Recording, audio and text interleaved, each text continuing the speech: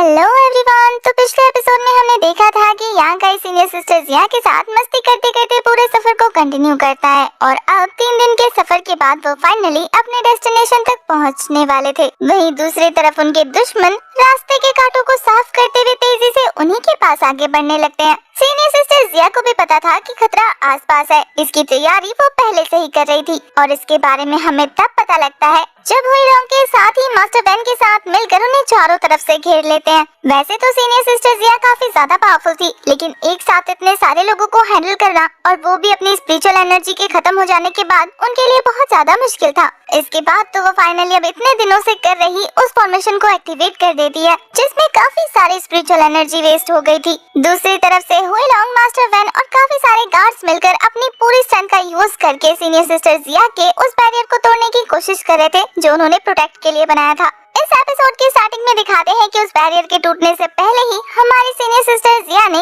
उस फॉर्मेशन को एक्टिवेट कर दिया था और ऐसा करते ही उनकी पूरी बॉडी स्पिरिचुअल एनर्जी खत्म होने की वजह से काफी ज्यादा वीक पड़ गई थी। यांग काई उन्हें संभालने लगता है और उनकी स्पिरिचुअल एनर्जी खत्म होने के बाद उनका वो आर्टिफैक्ट भी काम करना बंद कर चुका था, जिससे इन लोगों की वजह से उनका वो प्रोटेक्टिंग बैरियर टूट जाता है। इससे पहले कि उस बैरियर के टूटने की वजह से उन पर अटैक हो पाता, यांग काई सीनियर सिस्टर जिया को पकड़कर साइड हट जाता है और वो दोनों ही इस पावरफुल और खतरनाक अटैक से बच जाते हैं। वहीं दूसरी तरफ सीनियर सिस्टर जिया के फॉर्मेशन की वजह से चारों तरफ से इन पर स्पिरिचुअल चेन से अटैक होना शुरू हो जाता है, जिससे बचने के लिए ये लोग इधर उधर भागना शुरू कर देते हैं। सीनियर सिस्टर जिया के उस फॉर्मेशन की वजह से इन लोगों का ध्यान उन पर से हट जाता है, क्योंकि वो सभी तो अपनी जान बचाने लगते हैं, क्योंकि अगर वो चेन उन्हें जकड़ लेता तो उन्हें जान से मार देता। ये सोचकर ही वो सभी सबसे पहले अपनी जान बचाने का सोचते हैं और मौका पाकर यांग काई ये देखकर कि सीनियर सिस्टर जिया की हालत खराब है, उन्हें लेकर वहाँ से भाग जाता है। अब तक सीनियर सिस्टर जिया का ये स्पिरिचुअल चेन चारों तरफ से अपीयर होकर इन सभी को जकड़ चुका था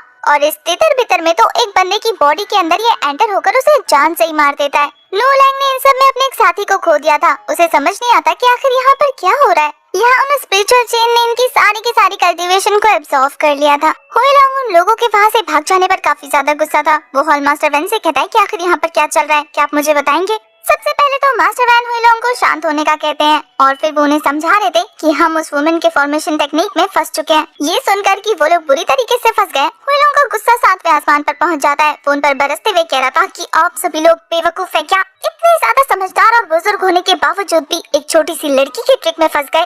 मास्टर वैन को हुईलोंग पे काफी ज्यादा गुस्सा आ रहा था, लेकिन अब वो उसका कुछ कर नहीं सकता क्योंकि इसकी पोस्ट हाई है ना। इसलिए दांत पीसते हुए वो तो सिर्फ सीनियर सिस्टर जिया की बुराई करने लगता है कि वो लड़की अब पूरी तरीके से एग्जॉस्टेड हो गई है, क्योंकि उसने अपनी सारी एनर्जी का यूज इस स्पिरिचुअल फॉर्मेशन में किया है और अब वो एक छोटा सा मेमना है जो कि इस आधी रात में भेड़ियों के बीच में शेल्टर ढूंढ रही है। हमें बस किसी भी तरीके से उसे पकड़ना है और हम काफी आराम से उसे मौत के घाट उतार सकते हैं। हुईलोंग ये सुनने के बाद मास्टर वैन से कहता है तो फिर आप मुंह क्या देख रहे हैं, लोगों को भेजिए और उसे पकड़वाइए। इससे पहले कि उनके साथी वहाँ से रवाना हो पाते, मास्टर वैन उन्हें रोकते हुए फेंगयू टावर के दोनों लोगों को कहते हैं कि तुम जाकर उन्हें ढूंढो। वैसे भी आज की फाइट में तुम लोगों ने हमारा साथ बिल्कुल नहीं दिया। ये सुनकर तो नो लैंग को फिर से गुस्सा आने लगता है। वो कहता है कि ये चाहता है कि मैं दोबारा उन्हें ढूंढने जाऊं और मर जाऊं। उसे इस तरीके से सोचता देखकर मास्टर वैन उस पर बरसते हुए कहते हैं कि खड़े खड़े सोच क्या रहे हो, जाओ उन्हें पकड़ो और जान से मार देना, वरना तो तुम अपना हाल सोच ही सकते हो कि अगर तुमने वहाँ जाने से मना किया तो क्या होगा।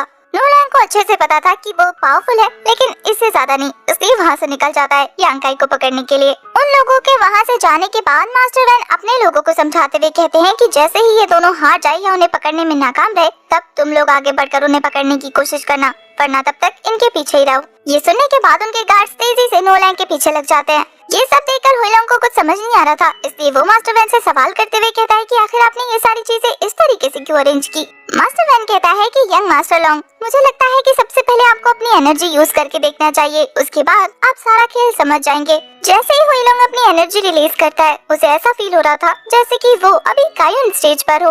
वो पूरी तरह से अपनी स्पिरिचुअल पावर का यूज नहीं कर पा रहा था। उसे ऐसा फील हो रहा था जैसे कि अंदर से उसे किसी ने ब्लॉक कर दिया है। मास्टर वैन सारी बातें सुनने के बाद कहते हैं कि बस यही तो वो लड़की हमारे लिए खेल खराब करके गई है। उसने अपनी पावर की हेल्प से ये एनर्जी चेन्स बनाए जिन्होंने हमारी पावर सर्कुलेशन को सील कर दिया और अब हम सभी अपनी पूरी पावर का यूज नहीं कर सकते। सोचिए, हमारी कल्टीवेशन लेवल इतनी गिर गई है तो बाकियों की क्या हुई होगी। मास्टर वैन की कल्टीवेशन तो सेपरेशन लेवल की 9th लेवल पर पहुंच गया था। हुईलोंग तो ये सारी इन्फॉर्मेशन सुनने के बाद काफी ज्यादा हैरान होते हुए कहता है कि वो लड़की इतनी ज्यादा पावरफुल है, मुझे पता नहीं था। पर मास्टर वैन कहते हैं कि नहीं, वो लड़की पावरफुल नहीं है, बल्कि उसने अपनी सारी एनर्जी का यूज करते हुए उस फॉर्मेशन को पावरफुल कर दिया था। इसका मतलब ये है कि अब वो लड़की अपनी जान बचाने के लिए इधर उधर भाग रही होगी। और रहा सवाल यांग काई का, तो वो तो पहले से ही बहुत ज्यादा कमजोर है। अगर हम डायरेक्ट उसके साथ जाकर फाइट करते तो हम मुसीबत में पड़ सकते थे। इसलिए मैंने हमारे गार्ड्स को भेजा है कि एक एक करके वो उसे कमजोर कर दे और जब तक हमारी बारी आए तो हम उन्हें थोड़ी सी ही पावर में ढेर कर दें। हुईलोंग को तो बस एक ही डर लग रहा था कि वो इतने दिनों से उन्हें चेस कर रहा है, कहीं उनकी ये सारी की सारी मेहनत वेस्ट ना हो जाए। मास्टर वैन कहते हैं कि आपको चिंता करने की कोई जरूरत नहीं। मुझे लगता है कि इस फॉर्मेशन ने यांग काई को भी इफेक्ट किया होगा, इसलिए हमारे लोगों के लिए उसे मारना आसान हो जाएगा और हम बाद में जाकर सभी बेनिफिट्स का लाभ उठाएंगे, जैसे कि उनके पास से वो पावरफुल ट्रेजर हासिल करना। इस तरीके का जबरदस्त प्लान सुनने के बाद हुईलोंग भी लाइक, मैं वापस जाने के बाद दादाजी को ये जरूर बताऊंगा कि आप कितने ज्यादा पावरफुल और समझदार हैं और आपका कंट्रीब्यूशन कितना हाई था हमारे वापस आने में। हुईलोंग को पता था कि मास्टर वैन को क्या चाहिए और वो उन्हें उसी का लालच देकर अपने साथ रखता है। मास्टर वैन तो मीठी मिश्री बनते हुए कह रहे थे कि अरे यंग मास्टर, इसकी क्या जरूरत है, हम सभी तो फैमिली की तरह है ना और आपको प्रोटेक्ट करना मेरा फर्ज है। इसके अलावा फिलहाल तो मुझे इस बात पर ज्यादा ध्यान देना होगा कि क्या किसी तरीके से हम इस यिन चेन की पावर को अपनी बॉडी में से सब्ट्रैक्ट कर सकते हैं या नहीं। उन लोगों के वहाँ से जाने के बाद हमें यांग काई और सीनियर सिस्टर जिया को दिखाते हैं जो वहीं छुपकर उनकी बातें सुन रहे थे। अब तक यांग काई को उनके सारे प्लान के बारे में खबर हो चुकी थी। यांग काई जहाँ पर छुपा हुआ था वहाँ पर नूलैंग और उसका बंदा भी पहुँच जाता है। पर इससे पहले कि उन दोनों को इसके बारे में खबर लगती, वो वहाँ से अपना रास्ता बदलकर यांग काई को ढूंढने चले जाते हैं, क्योंकि उन्हें पता था कि ये लोग कमजोर होने की वजह से भाग तो नहीं सकते, आसपास छुपे बैठे होंगे। वहीं दूसरी तरफ सीनियर सिस्टर जिया को काफी ज्यादा पेन हो रहा था और यांग काई उसे संभाल रहा था। तभी सीनियर सिस्टर जिया उससे कहती है कि दवाई लेने में मेरी हेल्प करो। वो पूछता है कि दवाई कहाँ है, वो कहती है मेरे चेस्ट में। ये सुनकर पहले तो वो शर्मा रहा था, लेकिन फिर कहता है कि नहीं, ये शर्माने का टाइम नहीं है, सीनियर सिस्टर जिया की हालत खराब है, मुझे कुछ करना होगा। और फिर वो दवाई निकालकर तमीज से उन्हें खिला देता है। दवाई लेने की थोड़ी देर में ही सीनियर सिस्टर जिया ठीक हो गई थी। यांग काई के पूछने पर क्या वो बेहतर है, वो कहती है कि हाँ, फिलहाल तो मैं लड़ तो नहीं सकती, लेकिन मेरी जान अब उतनी भी खतरे में नहीं है, अब मैं थोड़ी बेहतर हूँ। यांग काई सीनियर सिस्टर जिया से कहता है कि अब आप रेस्ट कीजिए, तब तक मैं यहाँ से बचते बचाते बाहर जाने का रास्ता ढूंढ कर आता हूँ ताकि हम यहाँ से सेफली निकल सके। पर सीनियर सिस्टर जिया एक शॉकिंग बात रिवील करती है कि हम यहाँ से सुबह से पहले नहीं जा सकती, क्योंकि मैंने 9 yin 8 लॉक फॉर्मेशन एक्टिवेट कर रखा है और सुबह से पहले हम तो क्या कोई भी इस जगह को छोड़कर नहीं जा सकता। यांग काई काफी ज्यादा कंफ्यूज होते हुए कहता है कि क्या इस फॉर्मेशन को ब्रेक नहीं किया जा सकता, पर सीनियर सिस्टर जिया कहती है कि नहीं, ये मैंने 9 इनकार्नेशन ड्यू को इकट्ठा करने के लिए किया है ताकि मैं इसे अब्सॉर्ब कर सकूं, इसलिए ये बहुत ज्यादा पावरफुल है, इतना ज्यादा पावरफुल कि ट्रू एलिमेंट रैल्म का बंदा भी यहाँ से बाहर बच के नहीं जा सकता। यांग काई को अब तक सारा खेल समझ आ गया था। वो कहता है कि सीनियर सिस्टर जिया, क्या वो स्पिरिचुअल चेन भी इसी फॉर्मेशन का पार्ट थे। सीनियर सिस्टर जिया के हामी भरने पर वो और भी ज्यादा क्यूरियस होकर पूछता है कि आखिर ये किस तरीके का काम करते हैं। वो बता देती है कि इस चेन की हेल्प से सभी की पावर सील हो जाती है और ये 80% इंसान की पावर को सील कर सकता है। ये सुनने के बाद तो यांग काई मुस्कुराते हुए कह रहा था कि इसका मतलब हमारे पास जीतने का चांस है। यांग काई की इस तरह की बातों से सीनियर सिस्टर जिया को पता लग गया था कि ये बंदा क्या सोच रहा है। वो उसे पकड़ते हुए कहती है कि बेशक से उस सील ने इनकी पावर को सील कर दिया, लेकिन तुम फिर भी उनके साथ फाइट नहीं कर सकते क्योंकि तुम्हारी पावर भी सील हो गई है ना। पर यांग काई कहता है कि उनके हाथों में आकर मरने से तो बेहतर ही है ना कि हम जाकर पहले उन पर हमला करके उन्हें मार दे, ताकि हमारे पास बचने का एक छोटा सा चांस हो। यांग काई की बात बिल्कुल सही थी, इसलिए सीनियर सिस्टर जिया उसे और नहीं रोकती, बल्कि अपना जेड उसे पकड़ाते हुए कहती है कि इसे तुम संभाल लो, ये तुम्हें प्रोटेक्ट करेगा, बाहर का माहौल बहुत ज्यादा खतरे भरा है। पर यांग काई कहता है कि इसकी जरूरत आपको ज्यादा है, क्योंकि ये एनर्जी यहाँ पर बढ़ जाएगी तो आपके लिए सर्वाइव करना मुश्किल हो जाएगा। पर सीनियर सिस्टर जिया फिर भी उसे पकड़ाते हुए कहती है कि तुम बाहर जा रहे हो ना, तुम्हें ज्यादा जरूरत है, मैं यहाँ पर सेफ हूँ। यांग काई वो जेड अपने साथ ले जाते हुए कह रहा था कि सीनियर सिस्टर जिया, अगर मैं भोर तक वापस नहीं आया तो आप यहाँ से बचकर भाग जाना। अब उसके जाने के बाद सीनियर सिस्टर जिया ये बात सुनकर काफी ज्यादा डर गई थी। उन्हें यांग काई की बहुत ज्यादा परवाह होने लगती है, पर अब वो खुद इस हाल में नहीं थी कि जाकर यांग काई की हेल्प कर सके। यहाँ नोलैंग और उसके साथी को यांगाई को ढूंढते ढूंढते जंगल के काफी अंदर जाना पड़ता है। उन्हें समझ नहीं आता कि इन दोनों को जमीन खाते ही आसमान निकल गया, दिख क्यों नहीं रहे। तभी यांगाई खुद उनके सामने आ जाता है, वो भी काफी ज्यादा कूल तरीके से। नोलैंग का बंदा तो अपनी स्वॉर्ड लेकर सीधा उसके ऊपर झपटते हुए कह रहा था कि अब मैं तुझे दिखाता हूँ, तू यहाँ पर मरने के लिए आया है। ओपनिंग एलिमेंट 6 लेयर की पावर से बच के दिखा। यांगाई बड़े आराम से उसके हमलों को डॉज करते हुए पीछे हट चुका था। वो बंदा ये देखने के बाद कि यांगाई बड़े आराम से उसके अटैक्स को डॉज कर रहा है, अपनी पावर रिलीज करते हुए कह रहा था कि बच्चू अब मैं तुझे मजा चखाता हूँ, मेरे विंड थंडर चैन से बचकर बता। इससे बचना तेरे बस की बात नहीं है।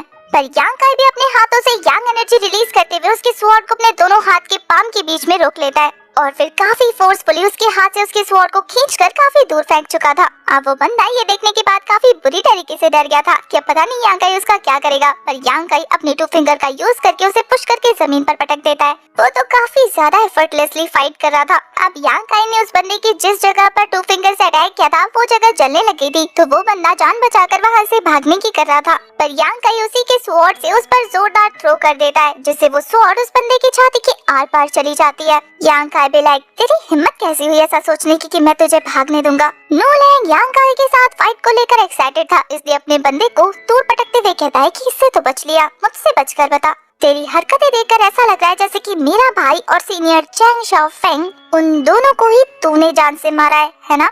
यांगाई उसे छुपाता नहीं है, बल्कि काफी चार्म में कहता है कि हाँ मैंने मारा है, क्योंकि वो दोनों अपनी मौत डिजर्व करते थे। बस फिर क्या था, ये सुनने के बाद ये बंदा आग बबूला होकर अपनी एनर्जी रिलीज करते हुए कह रहा था कि आज मैं तुझे जान से मारकर उन लोगों को हेवन में ओनर रिप्रेजेंट करूंगा। तुझे तड़पते हुए मरता देखकर उनकी आत्मा को शांति मिल जाएगी। यांगाई भी लाइक बच्चे बातें करते रहोगे या लड़ने का इरादा है? और फिर वो दोनों ही एक दूसरे पर अटैक करना शुरू कर देते हैं। दोनों ही एक दूसरे को डिफेंस करते हुए पीछे हट चुके थे। ये देखने के बाद नोलैंग भी लाइक तेरी हिम्मत कैसे हुई मेरे सामने इस तरीके से कैजुअल बिहेव करने की? तुझे पता भी है कि मैं तुझसे कितना ज्यादा पावरफुल हूँ। ये बोलने के बाद वो उस पर झपट्टा मार देता है, पर यांगाई भी पहले से ही प्रिपेयर था। पीछे हटते हुए उसके अटैक को काफी इजीली डॉज कर चुका था। नोलैंग अपनी मार्शल आर्ट का यूज करते हुए काफी पावरफुल हिट्स देने की कोशिश कर रहा था, लेकिन यांगाई बड़े मजे से उसके सभी अटैक्स को जंप करते हुए डॉज कर चुका था। वैसे मैं बता दूं कि नोलैंग की स्पीड बहुत ज्यादा थी, इसलिए यांगाई को उसके अटैक्स डॉज करते करते उसकी तो सांस फूलने लगती है।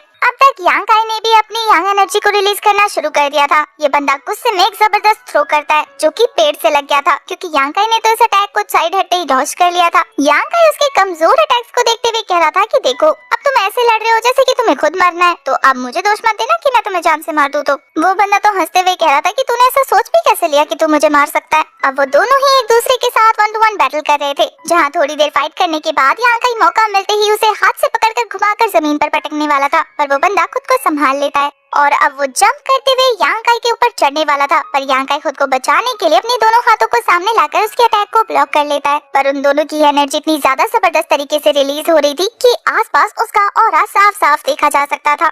वैसे जब से वो सील एक्टिवेट हुई है, नोलैंग को पता नहीं था कि उसकी पावर सप्रेस हो गई है। अब जब वो यांगाई के साथ फाइट कर रहा था तो उसे समझ नहीं आता कि वो अपने पूरे स्ट्रेंथ का यूज क्यों नहीं कर पा रहा। अब तक जितनी उसकी पावर है उसके हिसाब से तो उसे यांगाई को मार देना चाहिए था। ये बंदा इतना भी पावरफुल नहीं कि फाइट इतनी लंबी कंटिन्यू हो। यांगाई को तो पता था ऐसा क्यों हो रहा है, इसलिए वो एक जबरदस्त अटैक के लिए प्रिपेयर होने लग जाता है। वहीं दूसरी तरफ नोलैंग हैरान था कि चाहे वो जितनी बार भी कोशिश क्यों ना कर ले, वो अपनी एक्सट्रीम पावर रिलीज नहीं कर पा रहा। वहीं दूसरी तरफ यांगाई को दिखाते हैं जिसने अपना पंच प्रिपेयर कर लिया था। उसका ये फीस्ट इतना ज्यादा जबरदस्त था कि नोलैंग समझ जाता है कि वो इस अटैक को ब्लॉक नहीं कर सकता, तो वो बचकर थोड़ा सा पीछे हट जाता है।